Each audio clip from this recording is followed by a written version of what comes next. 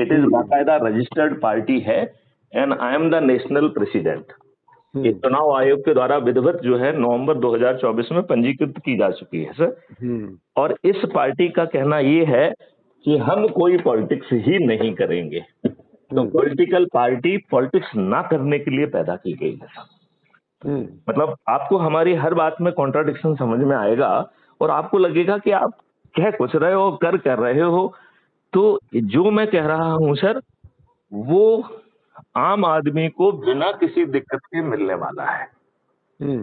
केवल आप दो काम कर लो और उसमें मेरा कोई भला नहीं।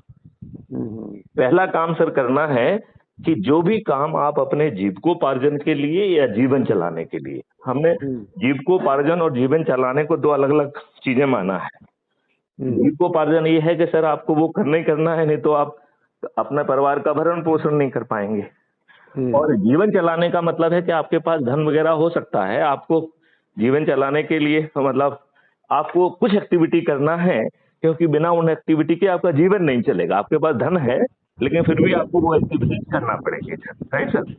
तो मेरा ये कहना है कि सर चाहे जीविकोपार्जन के लिए हो या जीवन चलाने के लिए हो, तो जीवन चलाने का हो सकता है कि सर आपको कहीं से दूध लाना पड़ रहा हो, आपको जो है ना ग्रोसरी लाना पड़ रही हो, आपको धन की कमी नहीं है लेकिन फिर भी कुछ ना कुछ एक्टिविटी हमें अपने जीवन चलाने के लिए करना पड़ती है सर।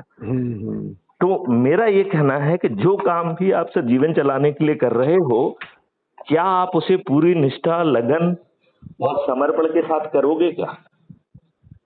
अभी जैसे कई बार क्या होता है कि हमें जाना पड़ रहा है ग्रोसरी खरीदने के लिए और हम मन में सोच के चल रहे हैं, अरे यार खुद जाना पड़ रहा है यार, पहले तो अच्छा था, इतने सारे ऑर्डरली थे, ये था वो था। I mean that is the attitude. तो समर्पण और हम उस चीज को, एक्टिविटी को एंजॉय नहीं कर पा रहे हैं। हम उसको ये नहीं देख पा रहे हैं कि देखो हमें इससे जो है ना चलने का मौका मिल रहा है, इससे हम एक्टिव हैं, इससे हमारी फिजिकल एक्टिविटी हो रही है। तो हमें जिम जाने में कोई दिक्कत नहीं है, लेकिन हम कोई ऐसी फिजिकल एक्टिविटी करने के लिए तैयार नहीं है जो हमारे हित में है, जो हमें स्वस्थ रखेगी। मतलब दैट इज ए विडम्बना, दिस इज कॉन्ट्राडिक्शन। तो ये पूरा contradiction over the period create किया गया है सर। तो मैं इसमें कहना सर मेरा बड़ा सिंपल है कि चाहे जीविकोपार्जन की एक्टिविटी हो या जीवन चलाने की एक्टिविटी हो, उसे क्या आप पूरी निष्ठा, ईमानदारी और समर्पण से एंजॉय करते हुए करेंगे क्या? बस इतना, एक चीज हम इतनी मांग रहे हैं। और जब उस एक्टिविटी को कर लें तो उस एक्टिविटी के दौरान जो भी लोग वहां पर हैं